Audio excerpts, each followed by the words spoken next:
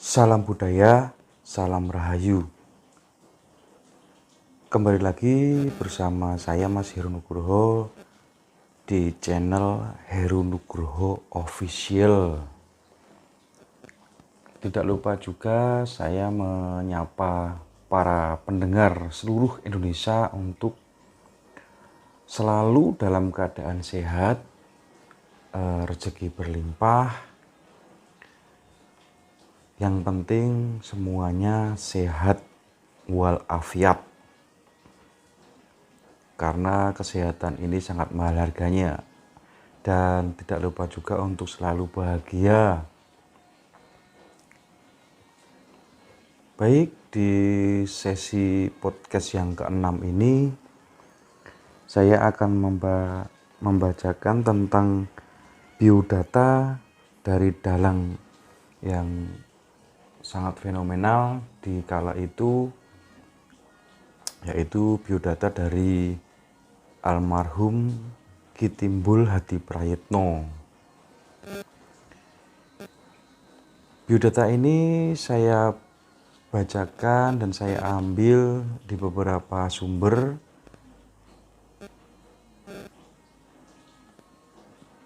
sumbernya dari Mas Ki Sumanto Susulomadyo, sarjana seni yang sekarang menjadi Ketua Paguyuban Dalang Muda Suprokasih, dan juga dari Wikipedia.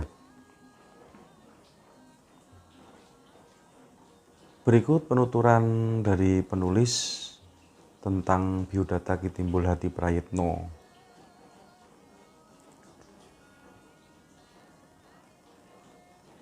Ki Timbul lahir di Plandi atau Jenar, Mbagelen, Purworejo, Jawa Tengah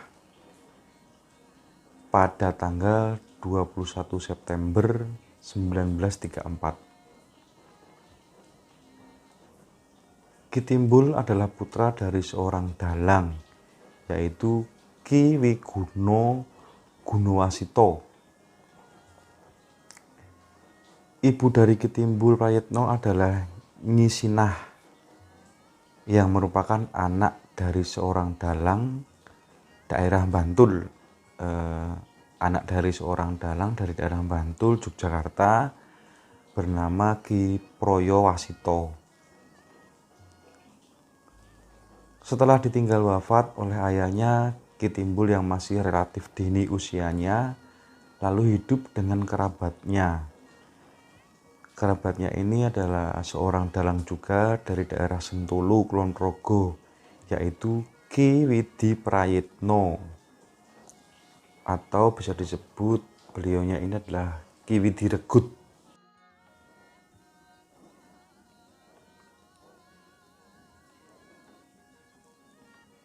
Ketika hidup menumpang di kediaman Ki Prayitno inilah Ki Timbul pertama kali mendapat pengetahuan awal ilmu pedalangan dan cara membuat wayang kulit. Dikarenakan suatu hal, Ki Timbul lalu meninggalkan Sentulu, Kulon Progo, dan mengikuti kakak perempuannya yang bernama Nyi Sariem. Bersama Nyi Sariem, Ki Timbul selalu diajak untuk mengamen menggunakan instrumen gamelan genter barung. Setelah zaman kemerdekaan, Ki Timbul mengikuti kakak iparnya yaitu Ki Widitupar. Di tempat itulah Ki Timbul mendapat pematangan dalam cara menatah dan menyungging wayang. Pada usia 16 tahun, Ki Timbul berguru kepada Ki Atemo Parjan untuk mendalami tari Jowo atau beksan pedalangan. Jadi beliau Ki Atemo Parjan ini adalah guru Ki Timbul Hadiprayitno dalam hal olah tari Jawa atau bisa dibilang beksan pedalangan. Pengembaraan Ki Timbul berlanjut dengan mengikuti atau menumpang hidup kepada seorang petani kaya di daerah Kaliabu yang mempunyai koleksi gamelan dan wayang bernama Mbah Iro. Ki Timbul hidup di kediaman Mbah Iro hingga menginjak masa dewasa. Pada tahun 1950-an, Ki Timbul mengikuti Ki Dalang Carmosidi atau paman dari garis keturunan ibu dari Sanden Bantul. Di tempat inilah Ki Timbul mendapat kesempatan untuk mendalang di waktu siang hari. Ki Timbul mulai mengasah kemampuannya dalam belajar mendalang. Di sela-sela waktu tidak mendalang, Ki Timbul membuat wayang hingga genap 1 kotak wayang. Perjalanan Ki Timbul dilanjutkan dengan mengikuti seorang petani kaya di daerah Pundong Bantul bernama Mangku Darsono. Pada sekitar tahun 1953, atas perkenan Mangku Darsono, Ki Timbul diangkat sebagai anak. Selama tinggal di Pundong inilah, Ki Timbul mulai sering mendapat undangan pentas wayang kulit di malam hari. Ki Timbul melengkapi nama tenarnya menjadi Ki Timbul Hadi Prayitno. Untuk menambah pengetahuannya tentang lakon wayang, teknis mendalang, dan ilmu pedalangan yang lain, Ki Timbul Hadi Prayitno berguru kepada Ki Adi Saryo. Ki Adi Saryo adalah dalang dari daerah Jodok, Bantul, dan terhitung masih saudaranya. Ki Timbul Hadi Prayitno juga mengikuti kursus mendalang di Keraton Yogyakarta, yaitu Habirando. Mulai awal tahun 1955, Ki Timbul Hadi Prayitno sudah mulai kewalahan dalam menjalankan undangan pentas mendalang. Di sela-sela waktu tidak mendalang, Ki Timbul Hadi Prayitno menambah pengetahuan dengan melihat pertunjukan yang dibawakan oleh dalang lain. Antara lain Ki Carmo Parjan dari Mantub Bantul, Ki Carmo Bancak dari Kadipiro Bantul, Ki Hadi Kasemo, Ki Gondo Margono Soro Genen Sleman, dan lain sebagainya. Kepiawaian Ki Timbul Hadi Prayitno dalam mendalang semakin terdengar di kalayak banyak orang atau masyarakat pada umumnya. Terus pada tahun 1966, Ki Timbul Hadi Prayitno pertama kali diundang untuk pentas wayang kulit di Kagungan Dalem Gedhong Sasana Inggil Dwi Abad Keraton Yogyakarta. Pementasan itu disiarkan langsung oleh RRI Nusantara II Yogyakarta. Semenjak peristiwa itulah, nama Ki Timbul Hadi Prayitno semakin terkenal sampai di luar wilayah Yogyakarta. Ki Timbul Hadi Prayitno menerima tawaran untuk mengadakan rekaman kaset wayang kulit pada tahun 1969 sampai 1975. Semenjak tahun 1970-an, Ki Timbul Hadi Prayitno sudah menerima tawaran sebagai seorang dalang ruwatan. Hingga akhir hayatnya, Ki Timbul Hadi Prayitno masih dipercaya masyarakat sebagai seorang dalang ruwat. Membaca adalah kegemaran utama Ki Timbul Hadi Prayitno. Tidak hanya itu, Ki Timbul Hadi Prayitno juga rajin mendengarkan kaset wayang kulit oleh dalang idolanya, yaitu Ki Narto Sabdo. Pementasan wayang Ki Timbul Hadi Prayitno sebenarnya adalah campuran dari perjalanan dan petualangannya mengikuti gaya pewayangan dalang-dalang kondang.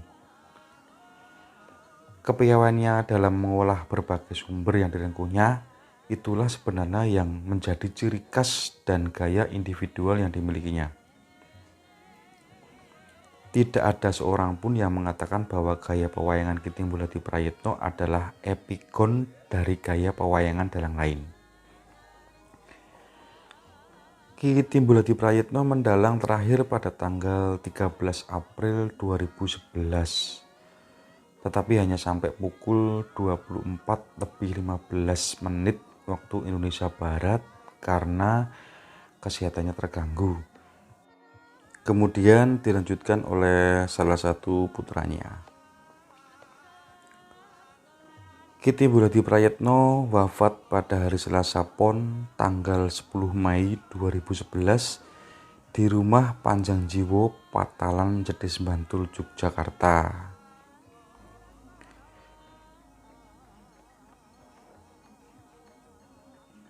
Berikut penuturan juga dari Wikipedia dari Ki Timbul Hadiprayitno ini adalah perkembangan zaman memang membuat dilematis bagi perkembangan seni tradisional terutama wayang kulit.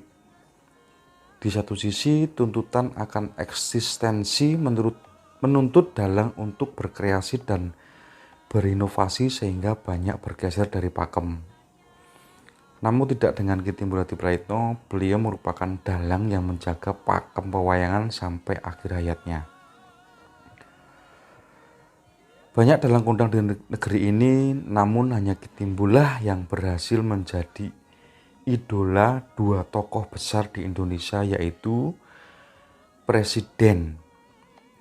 Presiden ini adalah Presiden Soeharto dan Presiden Gus Dur.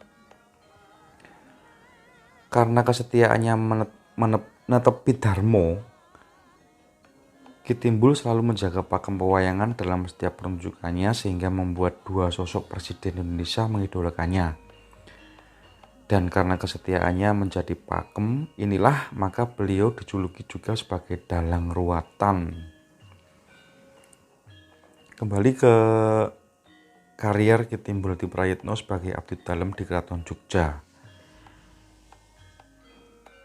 Mulai sowan bekti mulai sekitar tahun 1969 di Keraton Ngayogyakarta. Tahun 1971 diterima sebagai abdi dalem dalang dengan pangkat jajar, dianugerahi nama Ki Mas Jajar Cermomanggolo. Tahun 1981 mendapat kenaikan pangkat sebagai bekel. Tahun 1990 mendapat kehormatan mendalang dalam rangka upacara Jumenengan Ngarso Dalem Hamengkubuwono yang ke-10 naik tahta. Sehingga Ki Timbul Hadiprayitno dianugerahi pangkat istimewa dengan gelar Mas Wedono Pangirit Cermomanggolo. Ki Timbul Hadiprayitno adalah satu-satunya abdi dalem yang tidak melalui jenjang kepangkatan lurah. Sehingga dari pangkat bekel lalu langsung pangkat Wedono. Tahun 2000 Ki Timbul Hadiprayitno mendapat kenaikan pangkat sebagai Mas Rio Cermomanggolo. Pada tahun 2005 beliau mendapat kehormatan mendalang di Kagungan Dalem Bangsal Kencana, Keraton Jogja. Pada waktu itu beliau menggelarkan lakon Waciptoning Mintorogo. Ciptoning Mintorogo. Pada tahun 2006 mendapat kenaikan pangkat sebagai Ki Kanjeng Mas Tumenggung Cermomanggolo. Berikut para pendengar yang baik dan budiman di seluruh Indonesia tentang pemikiran Ki Timbul Hadiprayitno tentang wayang kulit. Begini penuturannya, bahwa seni pedalangan dengan seluk-beluknya adalah warisan nilai leluhur budaya leluhur Jawa, sehingga perlu dijaga kelestarian dan perkembangannya. Semua itu demi kebaikan budi pekerti dan etika berbangsa dan bernegara. Perkembangan wayang membawa konsekuensi perubahan, baik teknis maupun fisik. Maka sebagai dalang tidak boleh terbawa arus, tetapi harus mengikuti arus perubahan yang terjadi. Di sini dibahas ungkapan Jawane itu kena ngeli ning ojo keli. Seorang dalang tidak boleh berpuas diri dan harus tetap belajar demi meningkatkan kualitas pakliran dan wawasannya. Dalang tidak boleh fanatik dengan gaya pedalangan di luar gaya pedalangan yang digelutinya. Dalang yang baik tidak boleh neko-neko, harus berlaku apa adanya. Berikut juga akan dibahas dan saya ceritakan juga tentang riwayat pernikahan Ki Timbul Hadiprayitno. Ki Timbul Hadiprayitno menikah dengan istri pertama yaitu Tuginem. Dari Nyi Tuginem, Ki Timbul Hadiprayitno mempunyai 2 orang anak yaitu Supiem dan Ki Kasidi Hadiprayitno. atau Profesor Kasidi Hadiprayitno M.Hum. Ki Timbul Hadiprayitno menikah dengan istri kedua yaitu Nyi Rukidah. Dari Nyi Rukidah, Ki Timbul Hadiprayitno mempunyai 6 orang anak yaitu Sunarto, Sudrasono, Suwondo. Suwondo ini bisa di sini diutarakan juga Suwondo ini atau Ki Mas Bekel Cermo Suwondo.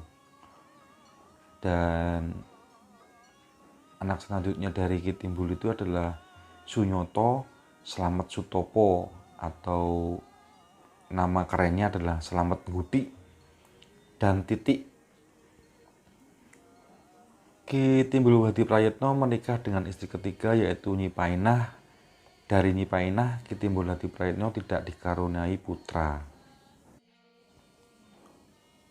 Berikut saya akan membahas tentang sosok Ki Timbul Hadiprayitno ini. Sumbernya dari Wikipedia Indonesia.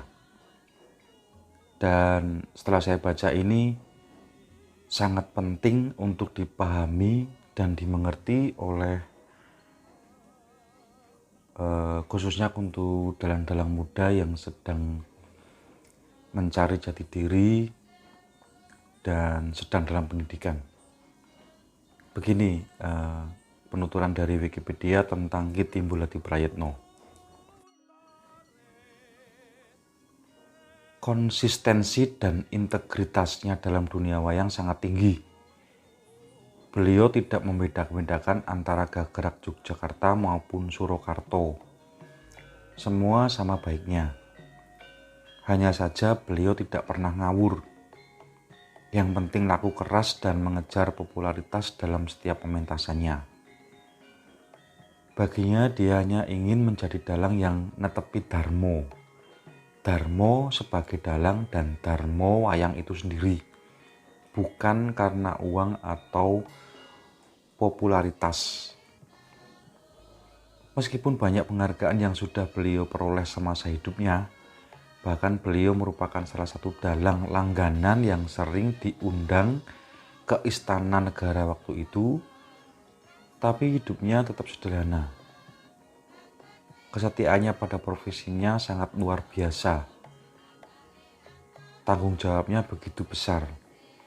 Sampai di usia tua dan sedang sakit pun ketika beliau sudah menyanggupi untuk mendalang, maka beliau tidak pernah ingin digantikan oleh siapapun, termasuk oleh anaknya. Baginya lebih mulia jika memang harus meninggal ketika mendalang daripada harus melepas tanggung jawab. Sungguh sosok yang patut kita jadikan panutan. Selain mendalang, Ki Timbul juga memiliki keahlian membuat wayang sendiri dan membuat tokoh wayang yang sesuai dengan keinginannya. Di sela-sela waktu yang ada, beliau selalu mengisinya dengan membuat wayang atau memperbaiki sendiri wayangnya yang rusak. Baginya wayang adalah hidupnya. Jadi beliau selalu mengisi waktu dengan segala sesuatu yang berhubungan dengan wayang. Semasa hidupnya, Ki Timbul Hadiprayitno pernah menikah sebanyak 3 kali dan dikaruniai 14 anak. Beliau meninggal dan dimakamkan di Patalan Jetis Bantul, Yogyakarta pada tanggal 10 Mei 2011 lalu. Selain meninggalkan keluarga yang beliau cintai, Ki Timbul juga meninggalkan sebuah teladan bagi kita tentang pentingnya dedikasi, integritas, dan kesetiaannya terhadap profesi dan pekerjaan kita. Semoga tenang di surga, wayangmu akan selalu menggema di bumi Nusantara. Ki Timbul Hadiprayitno. Baik, terima kasih para pendengar podcastnya Mas Heru Nugroho di channelnya Heru Nugroho Official yang sudah setia untuk mendengarkan biografi-biografi dalang-dalang senior-senior yang mungkin menjadi sebuah inspirasi dan wawasan tersendiri, dan mungkin sebuah memori tentang sosok dalang yang fenomenal, Ki Timbul Hadi Prayitno. Dan tidak lupa juga atas nama pribadi saya Mas Heru Nugroho di channelnya Heru Nugroho Official. Mohon maaf jika ada kata-kata yang kurang berkenan di hati para pendengar. Ojo lali mendengarkan podcast Mas Heru sambil ngopi jos masih. Oke, terima kasih. Salam budaya, salam rahayu. Matur nuwun.